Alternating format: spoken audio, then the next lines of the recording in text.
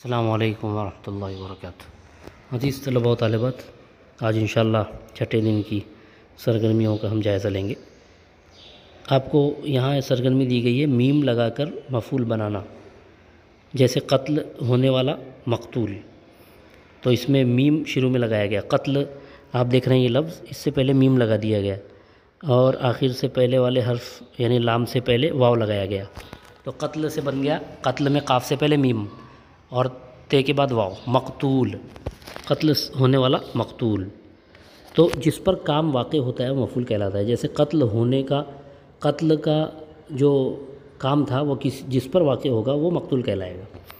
اسی طرح سے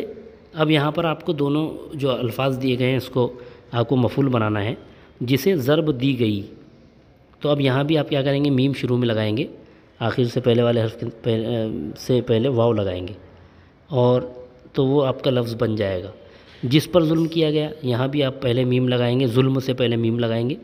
اور میم سے پہلے واو لگا کر وہ جملہ آپ مفعول بنائیں گے۔ اب اس طرح سے یہاں نیچے جو آپ کو مشق دی گئی ہے جس پر الزام ہو، تو اس کو آپ لغت میں کیسے تلاش کریں گے؟ آپ کو اس کو لغت میں تلاش کرنا ہے۔ آپ جائیں گے میم سے، چونکہ شروع ہوگا یہ، تو آپ جو ہے میم میں میم والا حرف لیں گے اور اس کے ساتھ لام آئے گا، میم لام، اس میں آپ کو تلاش کریں، میم لام کی لغت میں جا کر میم لام میں تلاش کریں، آپ کو وہاں ایک لفظ ملے گا جس کے معنی رہیں گے جس پر الزام لگایا گیا، وہ لفظ آپ کو یہاں لکھنا ہے، وہ مفعول بنے گا۔ اب یہاں پر جس نے صبر کیا اور جس نے جرم کیا، یہ دو ایسے لفظ ہیں کہ جو اصل میں فاعل جس کا بننا چاہیے، صبر کیا اور صبر کرنے کا کام کیا، تو صبر کام کرنے والا فاعل کہلاتا ہے۔ تو یہاں یہ دو الفاظ جو آئے ہیں، یہ اصل میں اس کی جگہ ہم کو دو اور دوسرے الفاظ لکھنے پڑیں گے، کیونکہ یہ فاعل والے الفاظ ہیں، ہم کو مفعول یہاں پہ لکھنا ہے، میم سے شروع ہونے والے۔ تو اس کی ایک ترتیب آپ ایسا کریں کہ میم کا جو لفظ آپ وہاں میم کا حرف جو ہے وہ لغت میں آپ جائیں اور میم کے ساتھ جو الفاظ دوسرے حرف ملا کر، جیسے میم با، میم لام، ایسے اس میں تلاش کریں، تو آپ کو بہت سے الفاظ مل سکتے ہیں، مبرور اور اس طرح سے مقصور، ایسے منصور، ایسے بہت سے الفاظ مل سکتے ہیں، آپ وہ تلاش کریں وہاں پر میم کی فہرست میں آ کر، اور اس کے آگے اس کے معنی بھی لکھے ہوئے ہوں گے، تو وہ جو معنی لکھے ہوئے، جیسے آپ نے اگر مثال کے طور پر منصور تلاش کیا، تو منصور آپ یہاں پہلے اس کے آگے اس کے معنی بھی لکھے ہوئے رہیں گے کہ جس کی مدد کی گئی، تو آپ پہلے یہاں لکھ دیں گے جس کی مدد کی گئی اور اس کے سامنے لکھیں گے منصور۔ بات سمجھ میں آ رہی؟ تو اس طرح سے یعنی یہ آپ یہاں پر دو الفاظ ایڈ کریں گے، اپنی طرف سے جوڑیں گے۔ یہاں پر یہ دو الفاظ فاعل کے ہیں، آپ کو مفعول کے دو الفاظ تلاش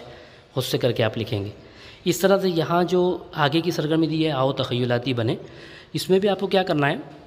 ویسے ہی جملے، مختصر جملے لکھنا ہے، اور اس کے لیے میم سے شروع ہونے والا ایک لفظ لکھو، جیسے میں نے ابھی آپ کو بتایا کہ لغت میں آپ جائیں گے، میم والی جو فہرست ہے وہ نکالیں گے اور اس کے ساتھ الفاظ مطلب تلاش کر مفعول والے لفظ نکالیں گے، اور وہ مفعول والے لفظ مسجود، معبود، اس طرح سے وہ سب آپ کو ملیں گے وہاں پر۔